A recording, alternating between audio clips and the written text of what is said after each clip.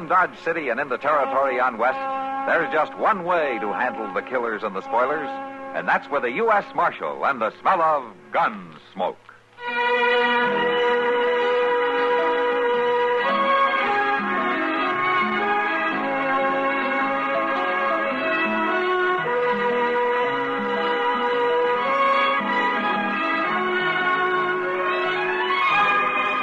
Gunsmoke, starring William Conrad. The story of the violence that moved west with young America.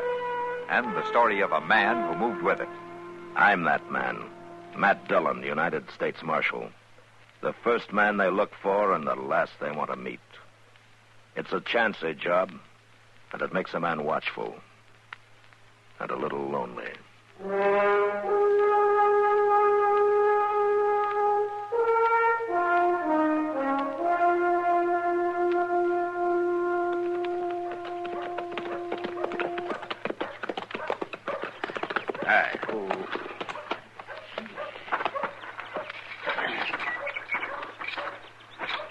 Flag Miller sure is going to be mad about all this, Mr. Dillon. I can't help that, Chester. He's coming up the street right now, some of his men. Yeah, I see him.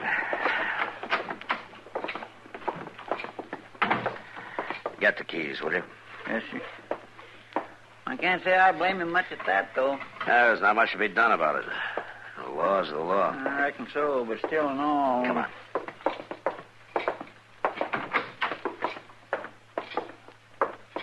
That you, Marshal? Yeah.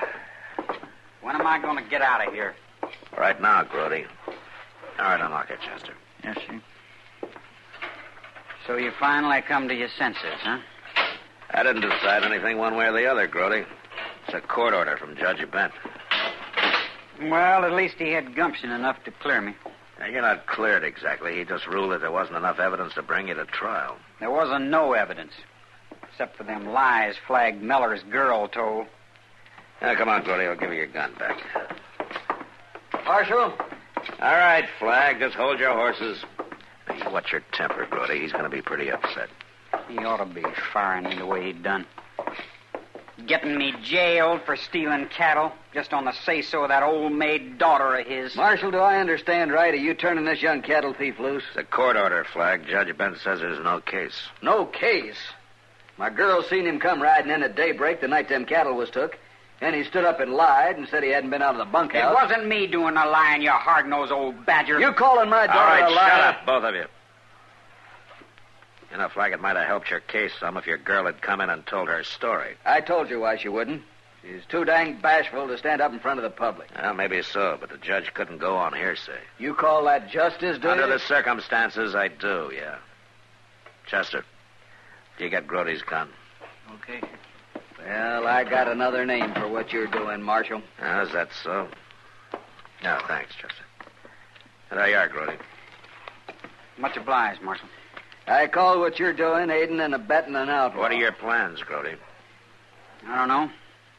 Hire on at some other ranch, I reckon. Ain't a rancher in Kansas that's going to take on a branded thief, and I'll see to it that they know all about you. Flag, you better rein in that mouth of yours. All right, take it easy, both of you. He shuts up, he won't be bothered.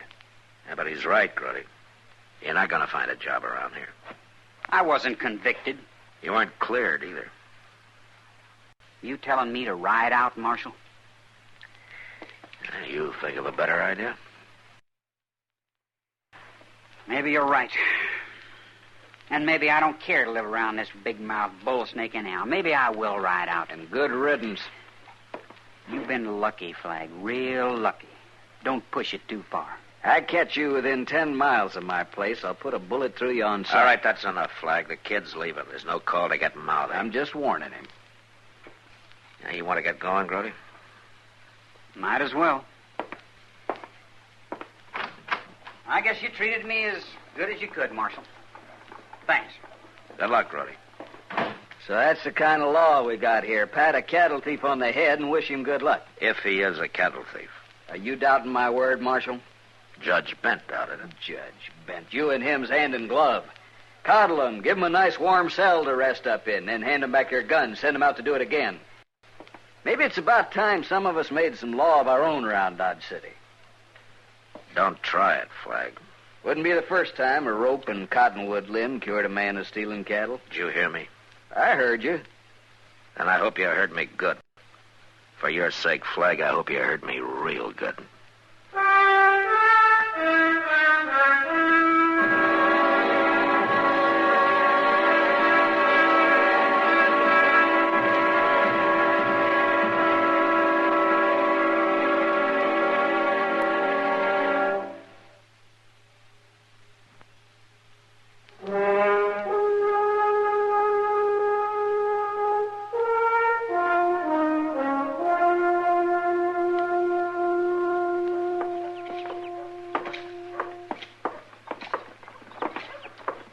It sure beats me, Mr. Dillon. It's like them cattle just disappeared into thin air. Well, that's awful rough country south of Flag's place. Must be 100 or more draws and gullies where you could hide 50 head of stock. I'd swear we covered them all these past few days. Yeah. Looks like we'll have to try here in town and see what we can turn up. Matt! Oh, Matt! Wait a minute. Oh, what's old Doc carrying on about now? I don't know. I'll see what he wants. So you go ahead and start doing what I told you. All right, sir. See you later. Now, what's on your mind, Doc? Say, Matt, what's this I hear about you running young Grody Beck out of town? You're behind the times, Doc. That was 3 days ago. Oh, well, I've been busy. Sorry to hear it, Matt. You're sore because I ran Grody out of town. Flag Miller's sore because I coddled him. Well, the truth is I didn't do either one, Doc. Anyway, when did you start taking up for Grody? I like him. He's a good kid. You know, he helped set a broken leg out at Flag's range a couple of months ago. Well, you can tell a lot about a man when you work with him like that. Yeah? Can you tell whether he'll rustle cattle or not? There wasn't a thing against him except that fool girl claiming she'd seen him ride out that night. And then she wouldn't even show her face in town to tell the judge about it. Well, she's bashful, Doc. Ah, bashful, confounded man. If it's got to do with an outlaw or a killer or such like, there's nobody better than you. But when it comes to women, you haven't got the sense the good Lord give a rabbit. Oh, what are you talking about? Why, anybody with a half a brain would know why that girl lied. How do you know she lied at all? How did it... Marshal, I've been looking for you. Oh, hello, Flag. What's the trouble? I lost another 100 head of cattle last night. Oh? Well, then Grody Beck wasn't guilty after all, was he? You're saying that. I'm not. Be kind of hard for him to steal cattle last night when he rode out of Dodge 3 days ago. He may have rode out, but he didn't ride far. What? He was seen on my range this afternoon. Now, look, Flag, it's possible your daughter's mistaken. It wasn't my daughter that seen him. It was two of my riders. Or maybe you're claiming we're all a bunch of liars. I know that boy, Flag, and he's not a thief. Why don't you stick to doctrine and leave the law to them that can handle it? Suppose you take that advice yourself, Flag. Marshal, I already seen what they expect out of you. Leaving it up to you and Judge Benz cost me another 100 head of stock. So now I'm aiming to use some of my kind of law. There's only one kind of law here, Flag. It's got nothing to do with some riled-up, brainless mob. Got nothing to do with much of anything, as far as I can see. They may be slow sometimes. They may have loopholes. Temporary ones, anyhow. But you know, it's got one thing that your so-called law never has. It's got a margin to take up the slack. A chance to back up and change a mistake before it's too late. Grody Beck's had all the margin he's going to get. That's no proof that Grody took him. And just what was he doing on my range? Well, it's just possible he was looking for some way to clear himself. But I'll know that when I find him and talk to him. You better find him in a hurry if you're aiming to talk to him. I better find him able to talk, Flag. If I don't, it's going to be the sorriest day of your life.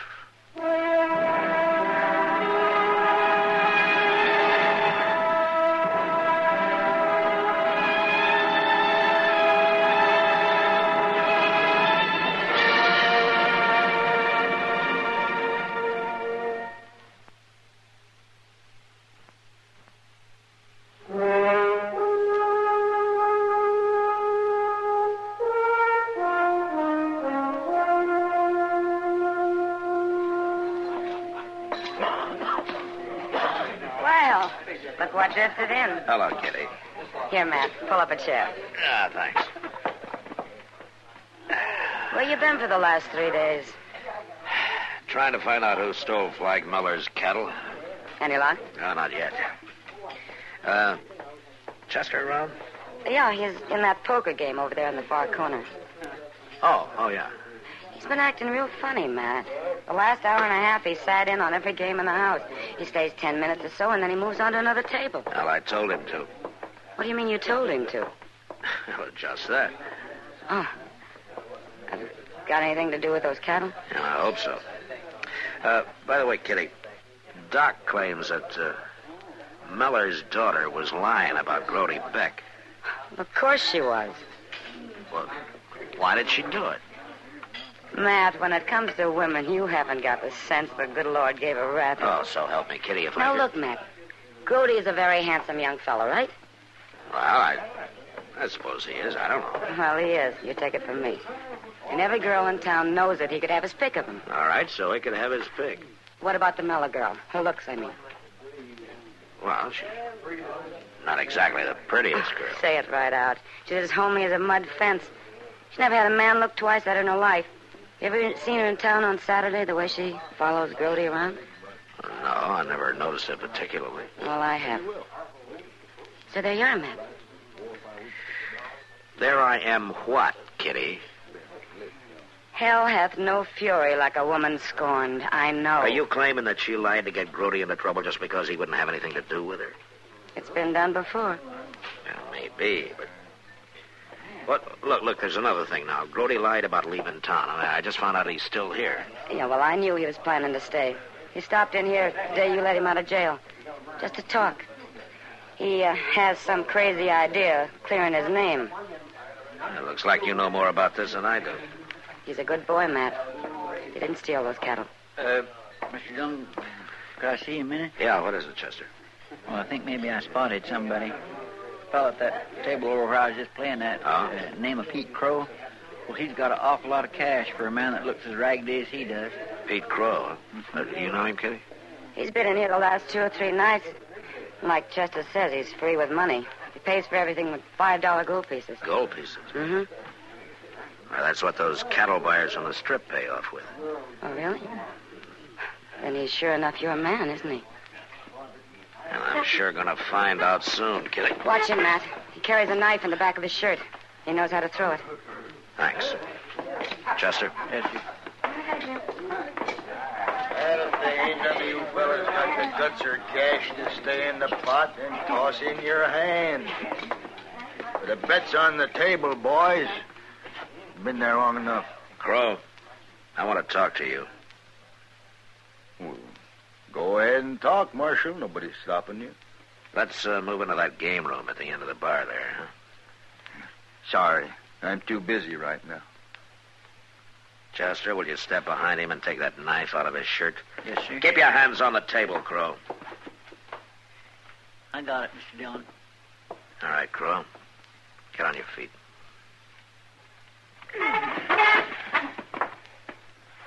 You're making a big mistake, Marshal. I don't mind. I get going.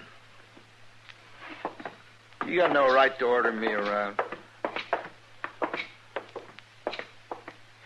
Inside.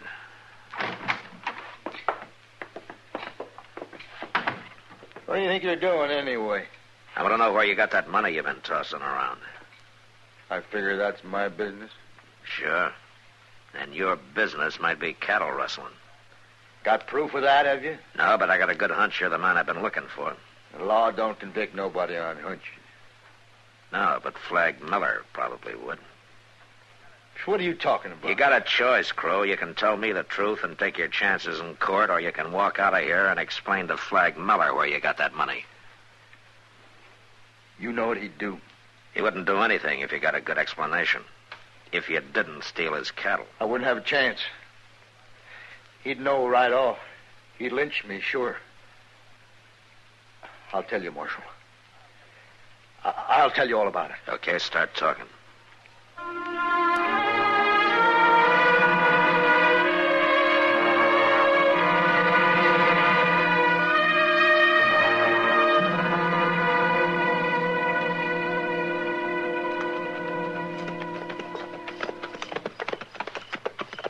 That must be them, Mr. Dillon. 15 or 20 of them just topping the ridge up there, see? Yeah, that's about the size of Flag's outfit, all right. He didn't leave any of them at the ranch. They're starting this way. Heading for home, I guess. All right, Chester, let's wait for him here. I just want him out in the open in full moonlight in case he makes a move. You reckon he'll try, Mr. Dillon? We won't give him a chance to try if we can help it. You edge in behind him, Chester, so you can take his gun as soon as I call him on it. Yes, sir, I'll do it. Here they come. Yeah. Hey, Flag! Who is this? It's Matt Dillon. Over here. The marshal, boys. Come on.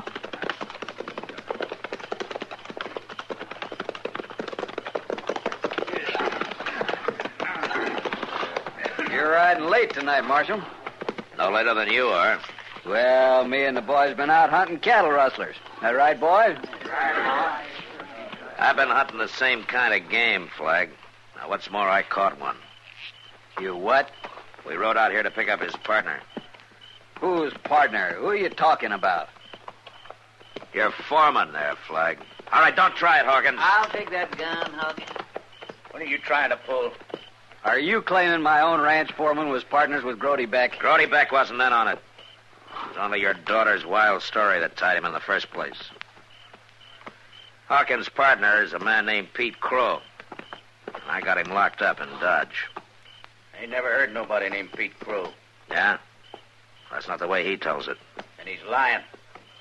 He says the two of you'd run the cattle off into the river bottom during the night. Then he'd hold them there for the buyer to pick up the next day. I tell you, I don't even know the man. He knows you, Hawkins. He's lying. Yeah, well, he wasn't lying when he told me where you had your share of the payoff hidden. Chester and I just found it in the mattress of your bunk. Well, Flag, do you believe it now? It wasn't just them two alone, Marshal. Grody was in on it, too. No, you're wrong, Flag. Grody had nothing to do with it. Pete Crow told me the buyer was to pick him up tomorrow. Crow and Hawkins had him pinned up in a dead-end gully in the river bottom. But we caught him tonight with the cattle. Well, Grody's been trying to clear himself. He probably found him and was driving him back to your place. And that's what he claimed. Marshal, I guess you were right. You said this could be the sorriest day of my life. What are you talking about? When we caught Grody with the cattle, we hung him.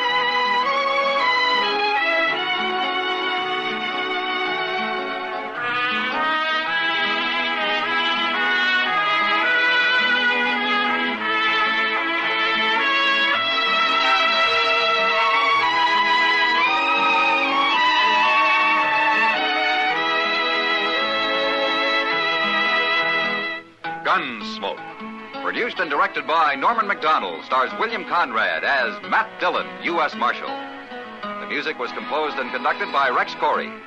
Sound patterns were composed by Ray Kemper and Bill James. Featured in the cast were Parley Bear as Chester, Howard McNear as Doc, and Georgia Ellis as Kitty. George Walsh speaking. Join us again next week for another story of the western frontier of America in the 1870s on Gunsmoke. This is the United States Armed Forces Radio and Television Service.